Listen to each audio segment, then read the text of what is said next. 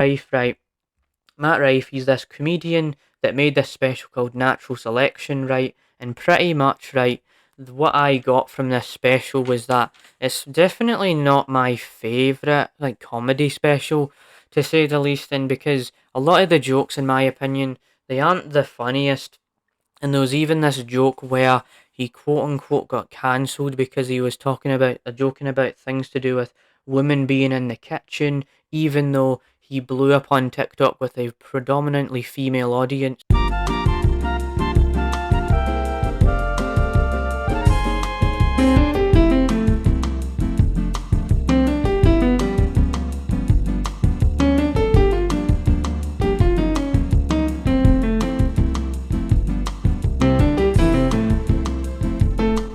You are about to experience the James Rambling Show, hosted by James Petty. Hello, welcome back to the James Ramblin' Show for yet another episode. And in today's episode, I'm actually going to be talking about Matt Reef's new comedy special and a few other things like the Doctor Who special that came out recently.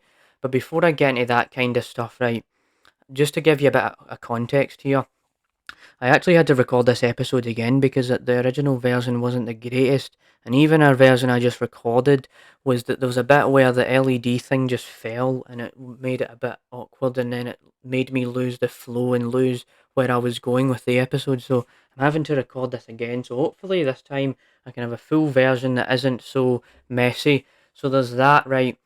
And I just thought to myself that, okay, we could just mix up the visuals a little bit, have a bit of a different lighting going on. And I did mention that like a couple months ago that my LED lights weren't the greatest in the background, but like back there where my TV is, you couldn't actually see the full LED, so it'll just be like the blue and red kind of light coming off of it. So there's definitely that, and I might be doing that for a few more episodes to see if it mixes up the flavour a bit of the lighting and things of that nature. So let's get into this kind of stuff, right? So I mentioned Matt Rife's comedy special because I never got to talk about it like last week because I was talking about my family weekend and things of that nature. So, just to give you a bit of context before I get into my thoughts on that kind of stuff with Matt Rife's comedy special, right? Matt Rife, whatever. I actually have been talking about this topic quite a lot this year. If you don't know, right, just to say the least of that, I have talked about comedy specials like Louis C.K., Chris Rock. The list goes on. I'm not going to bore you with the details because then I would just be dragging it out and saying way too much for no reason. So you can just go and find those on the James Ramsey channel where I was talking about those sorts of things.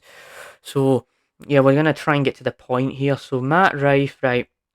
Matt Rife, he's this comedian that made this special called Natural Selection, right? And pretty much, right, what I got from this special was that it's definitely not my favourite, like, comedy special, to say the least, and because a lot of the jokes, in my opinion, they aren't the funniest. And there was even this joke where he quote unquote got cancelled because he was talking about joking about things to do with women being in the kitchen, even though he blew up on TikTok with a predominantly female audience. So there's definitely that, and I will play that joke right now. I have it right here, I think. So, right, give me 1 second. Put her in the kitchen or something. Couldn't get over Try to the fact that alleviate like some this dead is air, the you know what I mean? face of the company. Like Right, this is who you have greeting people. right. And my boy who I was with was like, yeah, I feel bad for her, man. I feel like they should put her in the kitchen or something. Feel bad for him. I feel like I should put him in the kitchen or something. So there's that, but yeah, definitely he has a predominantly female audience from TikTok, and he blew it because of TikTok. And I could definitely tell that this guy was actually exuding a lot of confidence. And what do I mean by that? Well, when he's telling these jokes, there's some points where he's like this, right? He's like, yeah, yeah, he's got his muscles out.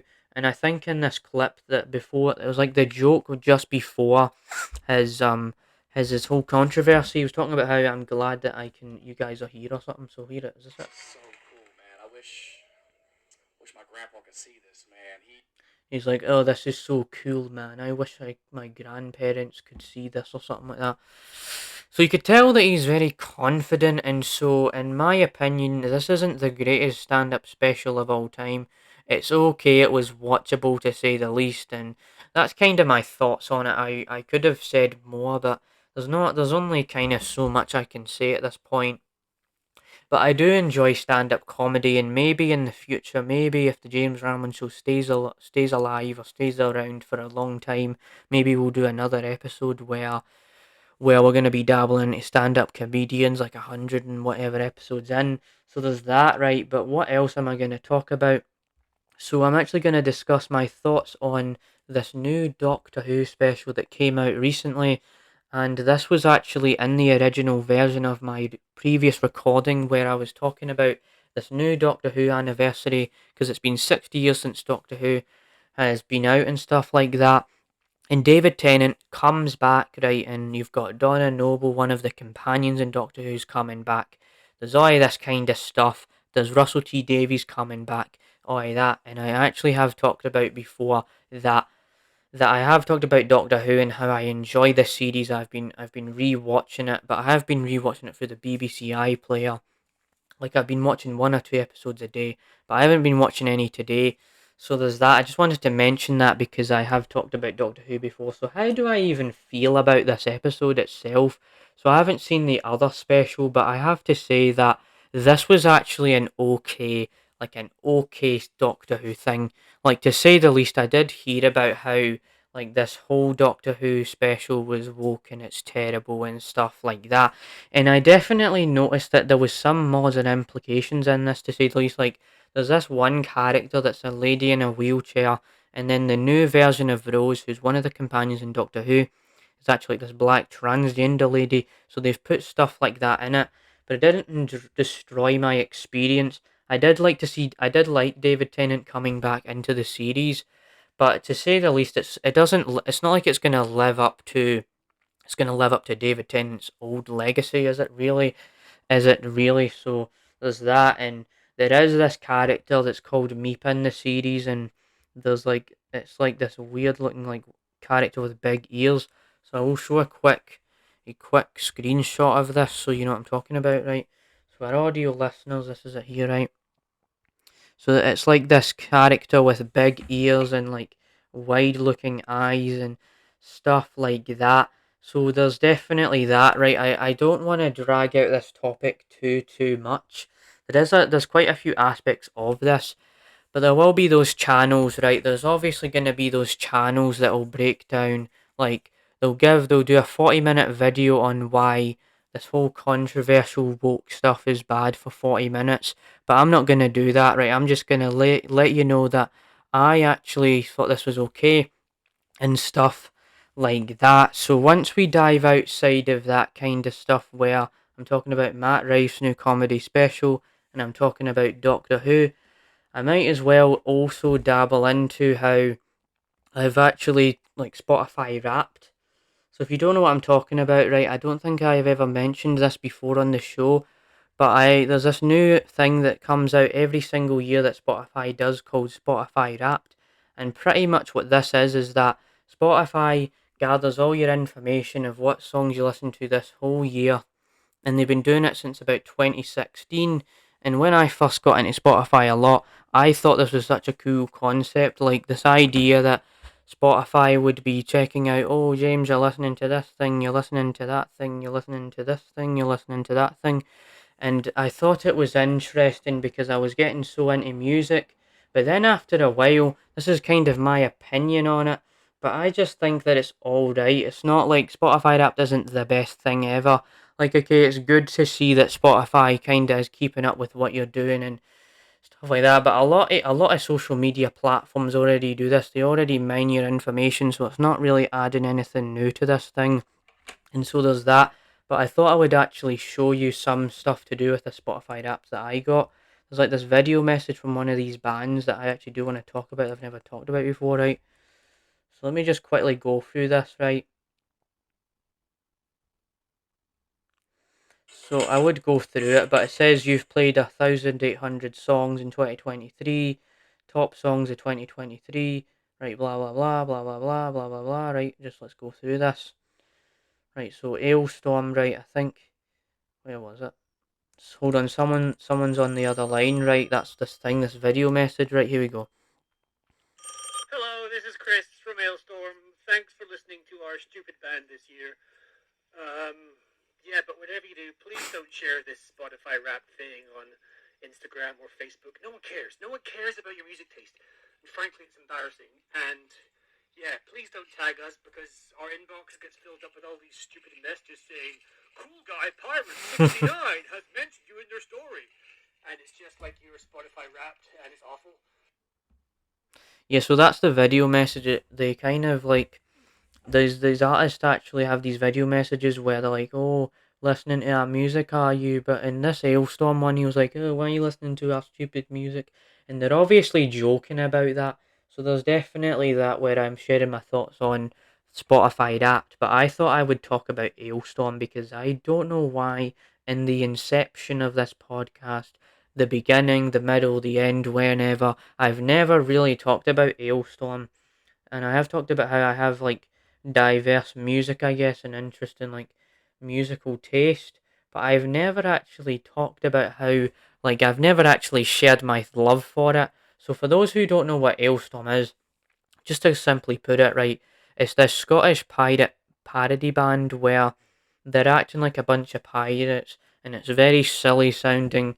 And so some of the songs are like Drink, eh, Effed with an Anchor or Fucked with an Anchor, right? And there's Party Mexico. There's all these songs, and I really have enjoyed it. And one of my friends in New Zealand in like my Fraser High School showed me this band called Ailstorm, and I started listening to them. And this guy was like a big metalhead, and I don't know if I've ever mentioned this specific guy, but he was this big metalhead. He's very into metal. He would listen to this music, and you could even hear the music through his earphones and things of that nature. And he was like to me, "Oh James, you're Scottish, and I like metal. Let's combine those two, and let's give you some Ailstorm, right?" So there's definitely that, but I will play some of the music and credit it because as I'm recording this, right, Ailstorm has 800,000 monthly listeners. They have millions of views on some of their music videos. They're very popular. And so if I don't have the rights to the certain music, they will probably not like that. So I will give them credit where credit is due and link some stuff in the description. So I'll give you a bit of a bit of a flavour and show you what this band has to offer, right? So let's do F with an anchor, right? Here we go. Fuck you, you're a fucking wanker. We're gonna punch you right in the balls.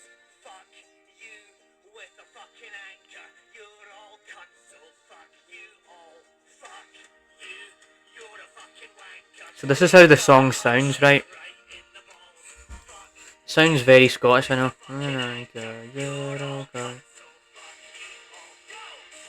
Right, there's that there.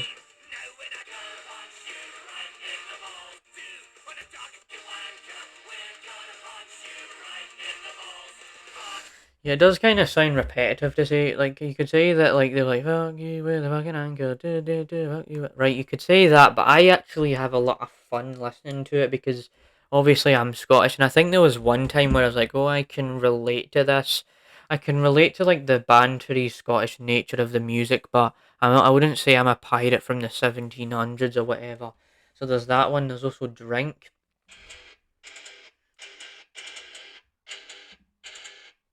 Right. There you go.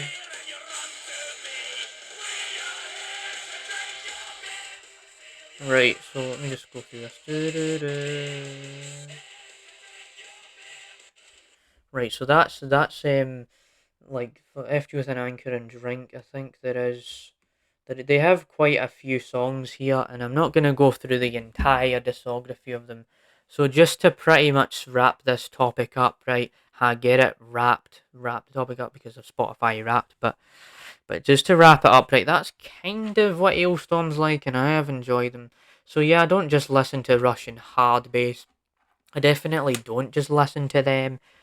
I mean, Hard Bass School did put out this new song that came out recently, but to say the least, right, I know I've been talking about those hard bass things. I just don't know if I want to just talk about it. But they did this whole thing with like they put like this funk genre, right? The funk, I've never talked about it, but it's like this funk music that has been blowing up, and so there's definitely that. It's called Rehab Hard Funk, so they've combined hard bass and funk. So maybe we could play this just slightly, but I doubt we'll be. I don't really think I did say that the Canali cringe or whatever is good, but came to realize it's not really good, and I'm gonna try and move on from hard bass. So we'll hopefully just kind of end this here with this whole hard bass thing, right? Because I used to enjoy it, but sometimes I just listen to it because why not? Because right, it just sounds like typical Russian sounds, and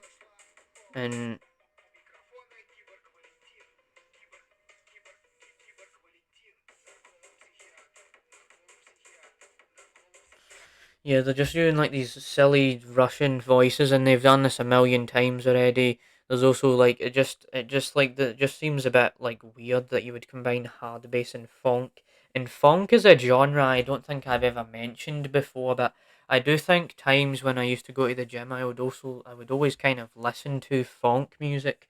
So just because we're talking about funk now, I might as well I might as well just mention, like, kind of give you an understanding of what this is like. So it is a kind of dance genre. So let me just see. It kind of sounds like this, right?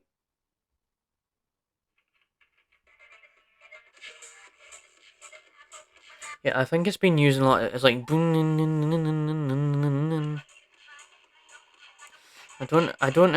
not gonna say it's my favorite genre. The only reason why I'd listen to it is because it would give me some like motivation to do more workouts. That's the reason why I've listened to funk music. So there's definitely that kind of stuff where there's Spotify Wrapped, there's Ailstorm, there's a bit of like hard bass funk, but I'll try to stop talking about hard bass now because I think we're doing it too much now. So other than that, right, what else can I actually talk about? Oh, wait a minute, right. I think I've got something kind of interesting for you. Because actually, right, I know I've talked about some summer in Scotland where it's like the absolute state of summer, the absolute state, oh man, it's like 4 seasons in one day or something like that. Well, it's actually been snowing in Scotland recently, and I did take a couple photos of it, and it does actually look nice at night as well. So that's what it looks like, right? Just for audio listeners, I don't know if it's the best quality, but you can see that there's like snow and there's like lights. It was like when I woke up this morning, I could see the snow coming through, and it's because it's actually winter in Scotland, so that's the reason why it's snowing now. And I've definitely remember times when I'd go out in the snow and play in the snow and stuff like that. So what else is there to really even talk about? So I've talked about the stand-up special. I've talked about Doctor Who. I've talked about Spotify Wrapped. I've talked about all that kind of stuff. But I do want to talk about how I have been replaying the Yakuza games again. To say the least, right, I think I've talked about this already before, but I will just say, right, how do I think about Yakuza? So the reason why I'm actually talking about this is because obviously I've talked about like a Dragon Gaiden, obviously I've talked about Yakuza 8 in the summer summits and my thoughts on all that kind of stuff. But I just thought to myself, okay, I could be replaying the Yakuza games and refreshing my memory on these games and stuff like that. So the only games that I've replayed so far is Yakuza Kiwami, Yakuza Kiwami 2, and Yakuza 3, like a bit of the Yakuza 3 remastered. So when it comes to these, right, Yakuza Kiwami, right, I have to say that, like, I have changed my mind on Yakuza Kiwami a bit because I do remember when I played Yakuza 0 for the first time ever, and I was like, okay, oh man, this is a very, very good game and stuff like that. And then I go to Yakuza Kiwami, and I thought I really enjoyed it because I was really, really excited about Yakuza 0 and how I really enjoyed that. I really enjoyed Yakuza Kiwami, but then recently I did play it recently, and I just thought to myself, okay, this game is very, very slow, but once it gets going and it starts to get less slow, I thought it was a better experience in my opinion. Also, it kind of just reuses the same combat as Yakuza 0, like it's the same sort of similar fighting styles, similar ways in which you actually fight your enemies and the enemies and the bosses. And there is this one boss fight with Shimano that isn't the greatest, but I feel like the whole storyline with Nikishi pays off well, and he was actually like a decent antagonist in my opinion. So there's that about Yakuza Kiwami.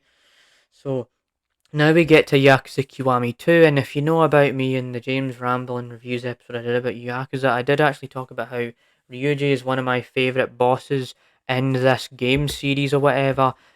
Well, to say the least, like as I replayed Yakuza Kiwami 2 back, right, I was like, Ryuji, he's just kind of like this guy that's very, very, like, he thinks he's very cool and on top of the world, but there's points where he's not really even the main focus of the story because there's all these other elements. He's supposed to be the main antagonist, and you fight him like 3 times, and to say the least, his boss fights are okay.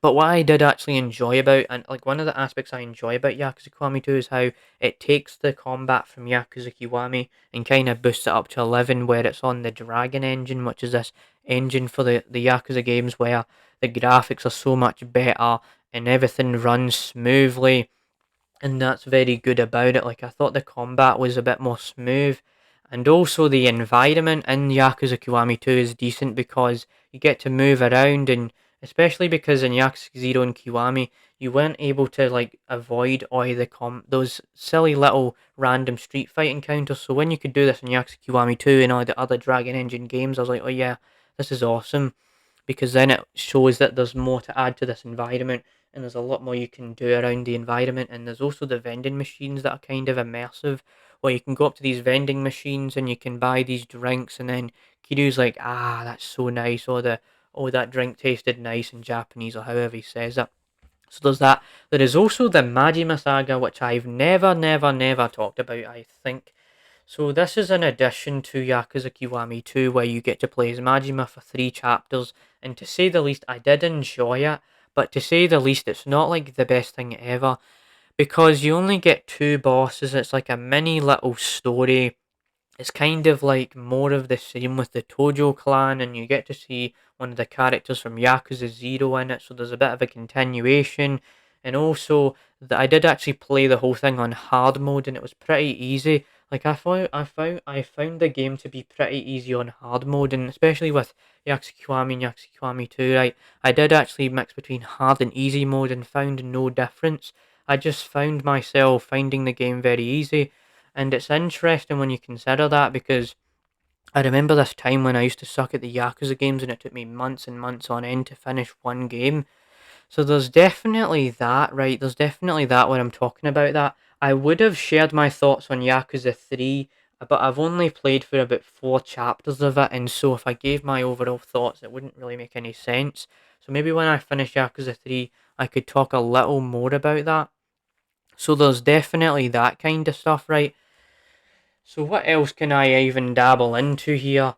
Well, I did just remember that there's also this like advent calendar that I got from my mother, right? So this is kind of random, but I've got this advent calendar. So if you don't know, right, advent calendars are usually this thing in December that you get where there's like a bunch of chocolate in it.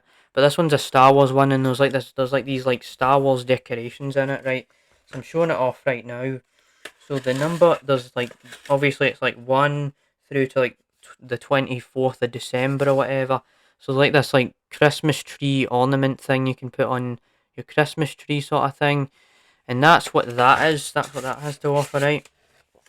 So that's what that whole thing is, right? So that's what it looks like there, right? So it kind of looks like this sort of thing here, where you get to see all these Star Wars characters, and it says the Galactic Advent Calendar on it, and there's definitely that, right? It says 25 days of surprises with booklets, mementos, and more.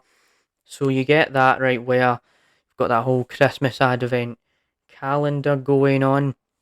So what else can I add to this episode? So there was also this House of the Dragon trailer that came out. So I know I talked about a couple trailers last week, and I've talked about trailers before on this show and kind of like current trailers that have came out, and I've also talked about how there's also like the House of the Dragon series, and I like made a whole like weekly run series where like I did this whole long running series where I did reviews on House of the Dragon and how it's so awesome and it's an amazing series.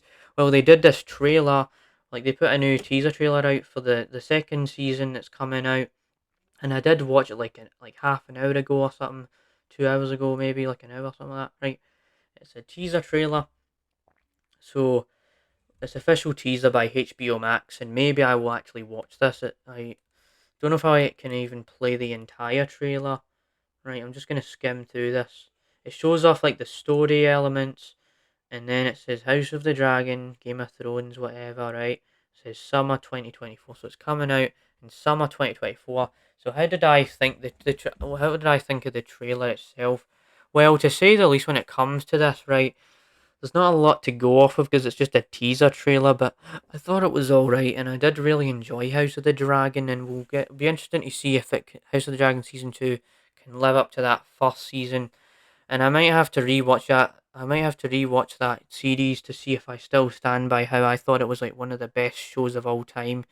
So there's definitely that, but this has kind of been this week's episode of the James Ramblin' Show, where I have actually mixed up the lighting a bit here. I have talked about some familiar topics and some familiar topics that feel kind of different that I've never talked about. So yeah, I guess that's it. Right, bye. I didn't want to drag out this episode too much, so see you next week for another episode of the James Ramblin' Show, I guess.